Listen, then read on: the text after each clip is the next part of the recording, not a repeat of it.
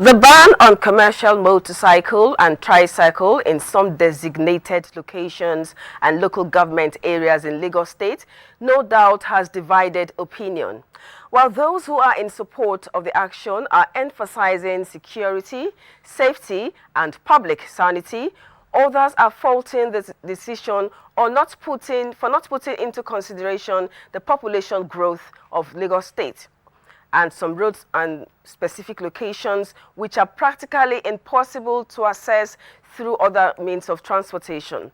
Like the case of putting the cart before the horse, the state government has rolled out palliative, but the reality is that the population of residents in areas affected outweighs the buses and ferries recently released. The consequences on the daily activities of Lagosians are enormous, as some residents say traffic problems in Lagos has added up by an average of 2 hours in addition to the 2 to 3 hours of navigating 25 kilometers. How soon will the much anticipated sanity and free flow of vehicles return to Lagos? This is the crux of our discussion today on the panel. I am Jennifer Igwe. Stay tuned.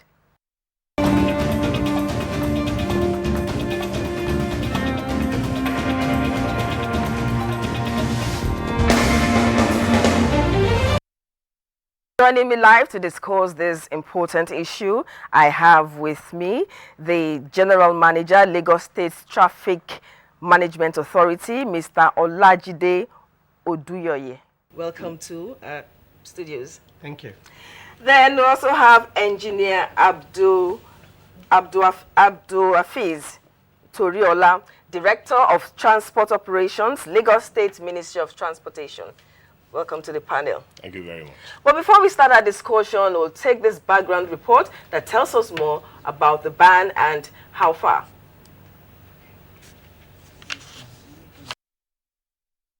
That recently, traffic situation in Lagos has gone overboard is stating the obvious. A cross-section of Lagosians attributes these developments to the ban of commercial motorcycles and tricycles in some parts of the metropolis. This has also given rise to complaints by commuters and other road users. The state government, in its desire to cushion the effects of the ban, made available some commercial buses. From our projection, these 65 buses will be able to carry about 35,000 people on a daily basis when the operation becomes fully stabilized. Collaboration with security and traffic agencies is also in place. Recently, Lagos State went ahead to recruit about 1,017 cadets into LASMA. With that number, it is expected that with the synergy that FRSC has with LASMA, there will be a great lot of improvement. Lagos State government has gone a step further to go into water transportation. Commuters also complained that traffic robbery has increased. Police Public Relations Officer, Lagos State Command, Bala Elkana, debunks this allegation. It has always been an issue before the present Commissioner of Police responded with a very special operation.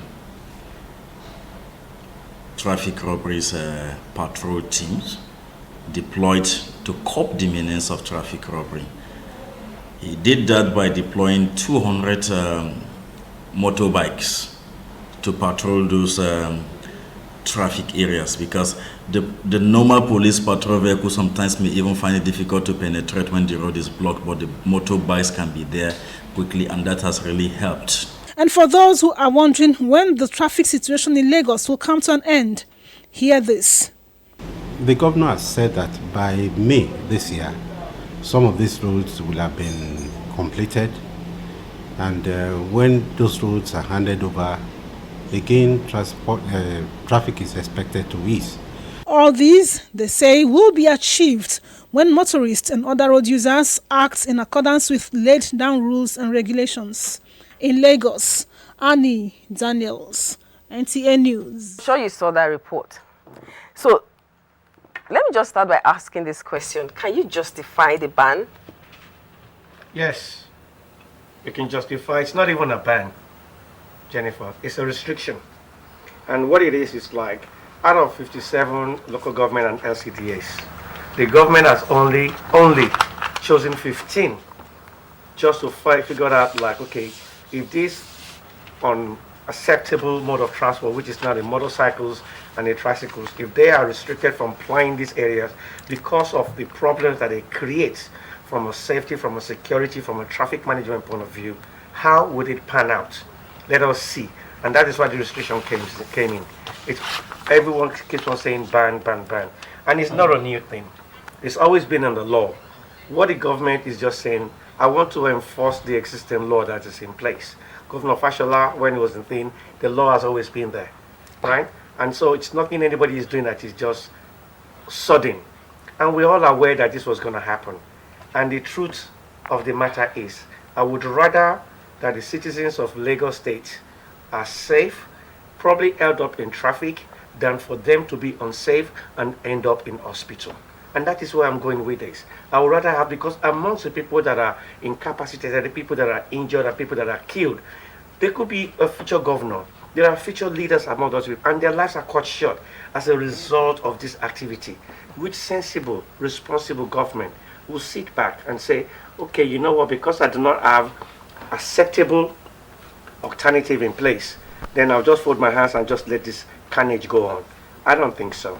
Okay, so before the ban, from your observation, would you say most of the traffic offenses are committed by tricycles and motorcycles? No, I wouldn't say that. I would say the offenses that they commit are greater and more life impacting than other offenses. There are people who drive Range Rovers on the Victoria Island and they jump traffic lights. I see them. There are people who drive recklessly. There are people who change lanes without bothering. And these are educated people that have traveled out. But they feel like when they're in Lagos, they can do whatever. But the activity of motorcyclists and kekemawa is there for us to see. Because why? They have one motive. And the motive is they have to make maximum money every single day. So when they're doing their kamikaze run and they're overtaking and they're jumping lights and they're creating lanes out of nowhere, damaging people's property that they've saved for so long for them to achieve, then it's a problem. And they can never own up to anything. Have you not seen situations where a kekemawa or okada has hit your car? And instead of apologizing, or even taking responsibility for their action, the next thing in the next 2 minutes, they will gang up and they can easily beat you. And beat you up so that you will just give up and say, okay, you know what, I'm the vulnerable victim here, let me just be going about my business. Is that a society? Is that what we want to live with? I don't believe so. And so it is something that any government must look at like, hold on a second, who are we? This is Lagos State. We run things, we stay at the front, we're not backward. And if something is not okay in London, and if something is not okay in Port Harcourt, and if something is not okay in Abuja, why should Lagos or all cities accept it? No, but I'm just thinking, one of the reasons where this ban was put in place, or restriction, as you'll call it, is to put sanity on our roads and for security. But I'm also thinking, most of these people who work as keke operators and motorcycle riders earn a living from doing that. And I'm just thinking, now that they will put the ban, they will have a means of livelihood. Won't it increase crime? Because won't it be like we're checking crime and at the same time prompting crime? Thank you very much. I want to thank the GM for giving us the background of the reason why government has to take that decision in order to protect citizens. By and large, you see, what government has done, just like what you said, is about restriction, not to tap on. You're talking about means of livelihood for these operators, the drivers and the riders. Very fair, very well. But what government has done is to take 6 local government and 9 SCDA, local government development areas, and they still have other areas to work or to do their business. Apart from that, you see, I must say this, and most people don't know that the figures we have, the statistics we have, if I should review some of them to you, you will see that you even advocate for total ban. The government said no, let's take it in phases. We have other areas, government, in view of this program, government has what we call Lagos State Employment Trust Fund. which people can access to get a loan. Even the Ministry of Women and Poverty Alleviation, also they are doing something, train men and ladies, our youth, let me put it that way, so that they can also engage in skilled work.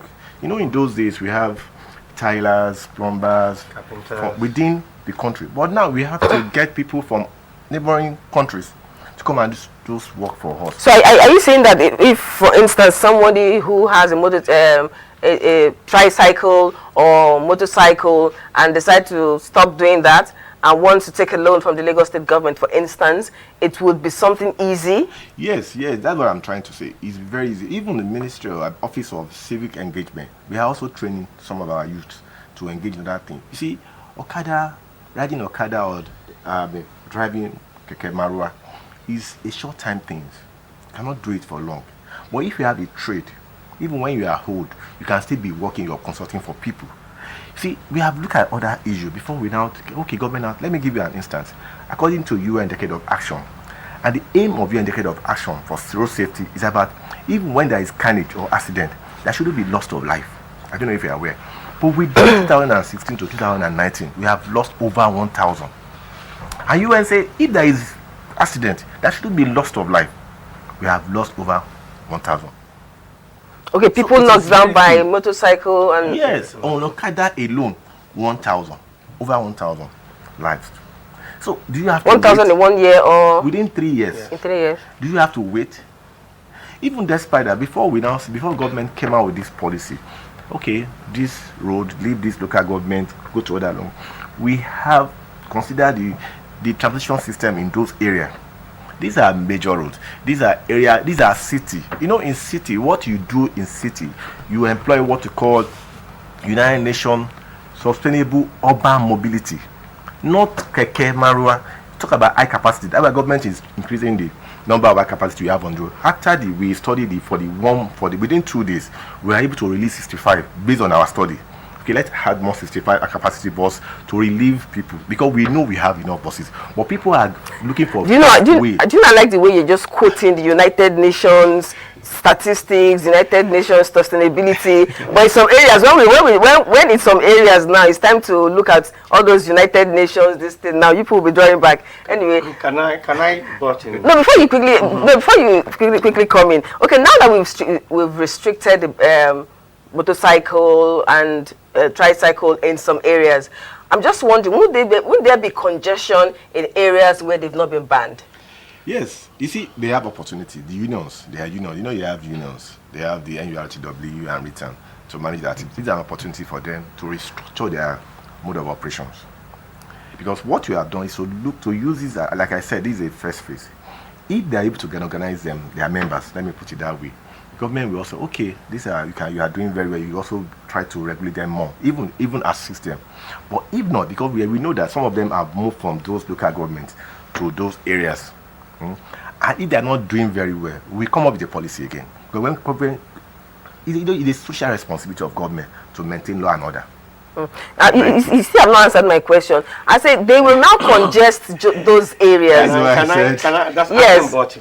But before I say anything to that, Jennifer, I would like people like yourself in this pivotal position and your media outfit to reduce the comment about crime on this issue, because I think it provides an opportunity for people who have not thought about it. Like, okay, you know what, let's just engage in crime activity just so we can force the government to change its policy on something that socially is necessary. All right? Because the next thing to do after you're restricted about a particular activity you're taking should not be crime.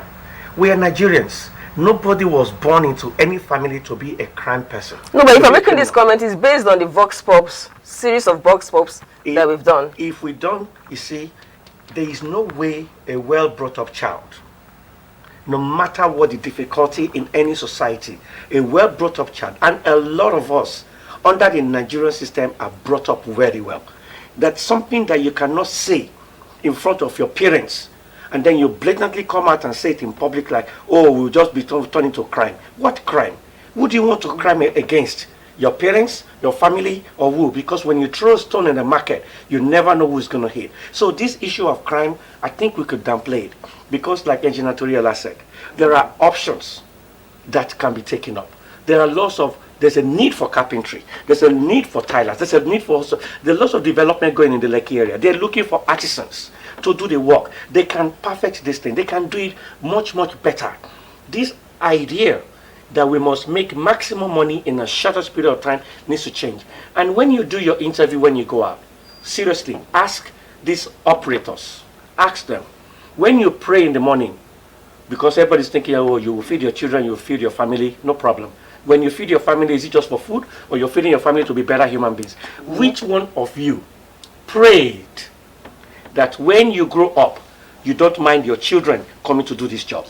Then you know where people are serious, because we're being taken for a ride, and we're afraid to speak the truth because of pressure. Oh, what will they eat, whatever. What were you eating before you were born? What were your parents doing before this Okada business came in? Were you not living? Were you not in the society? There are lots of things. So I am not afraid. Jennifer, I am not afraid for us to speak the truth to ourselves. This thing is not working. But I want to find out, because the explanation you've given now makes a lot of sense, okay? And it works in the ideal setting. Most of these people we're talking about are people who live in very low income areas, and like they say in pidgin English, when poverty slaps you 2 times, I mean, you know, that's how the common man will react when you're trying to tell him what happens in the ideal setting, because they feel you're privileged, and so you're trying to say what happens in a normal setting. But I'm just wondering, shouldn't there be like or is there something like that already ongoing, where the government is working with some of these unions to let them know? Because like some of these options that you've mentioned now, I'm sure if not that you're saying it on this program, some people might not even be aware. Is there a way to let them know that, come, we have something for you, you can come and learn a trade, come and empower yourself in another way rather than risking your lives and that of others? Engineer Toriola will agree with me that collaboration with union has always been in place forever. But let us speak the truth about the desire to make money or to make a better society. Do you understand what I'm saying? Let me tell you what I feel. Okay, the government has taken 15 LCDAs and local governments out of 57, all right? Even in the face of this situation, let us go and check what is the activity of the Kekemawa and motorcycle riders in the areas where they have not banned. They are still carrying 3 passengers. They are still carrying children. They are not wearing helmets. Nobody knows who they are. They don't have any ID card. Do you understand? These are the issues. So you're telling me that... Is anybody... Do they have like a licensing? No, they don't. They're supposed to have, yes, but they would never come forward and do that. That's why everybody thinks it's a free-for-all. Just go in there. Somebody brings a truckload of motorcycles, brings a truckload of human beings from wherever. They land in Lagos, and the next day they're asking you, okay, where you they go? Make you show me way. Hello? Come on. So you find educated citizens with master's degree exposed, subjecting themselves to be driven by people who don't even know the landscape of Lagos. Okay, I agree with you on that one. I totally agree with you on that one, because I've had I personally had a horrible experience when I was rushing somewhere and I took a bike, and this heavy duty truck was coming, and the man just went pew, pew, and you can hear everybody shouting and then screaming. Then when we stopped, then I told him, did you see that lorry? He said, which one? So apparently for him it was okay, you know. So I agree with you totally on that. We'll take a short break, and when we return, we'll continue with this discussion.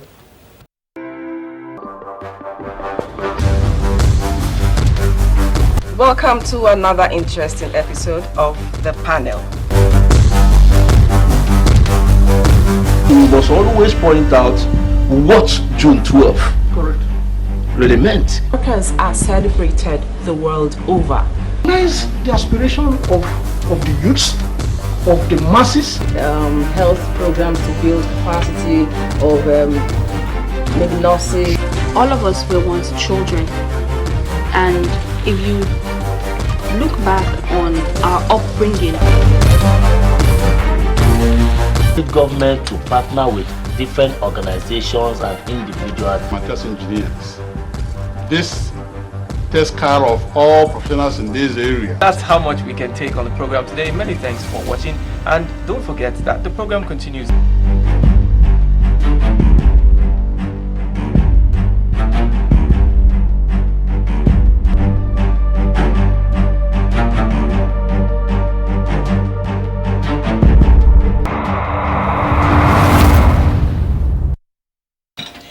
Still the panel, and we've been talking about the ban of motorcycle and tricycle in Lagos State. Now, before we went on that break, we're talking about safety, but now I want to talk about the palliatives that the government has released. And I was looking at the prices they put for some of the routes, and I'm wondering, some of the for the common man, you know, we always advocate for the common man. I was looking, aren't those prices a bit high? No, it's normal price. The Pemeru and Lagos State Bus Service Limited have been charging the commuters. It's the same price. But what we have done is to increase the number of high-capacity buses on those routes they have been plying. Okay, let's look at this, excuse me, this high thing that we're talking about. And when you talk about high costs, then you've got to face some realities.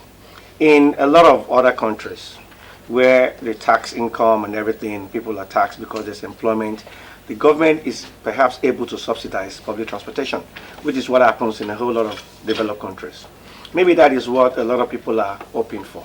But then, where we are now, from an international point of view, the cost of fuel, that is petrol, is not determined by this government per se. It's determined by international pricing scheme. We don't manufacture buses here yet. We're working on it. So we import our buses, all right, which is in dollars, and all the parts to maintain. And then we have a road network that is not on the same level from other countries, so to speak. So when you put all that together, you now come up with a cost analysis that will make that provision viable.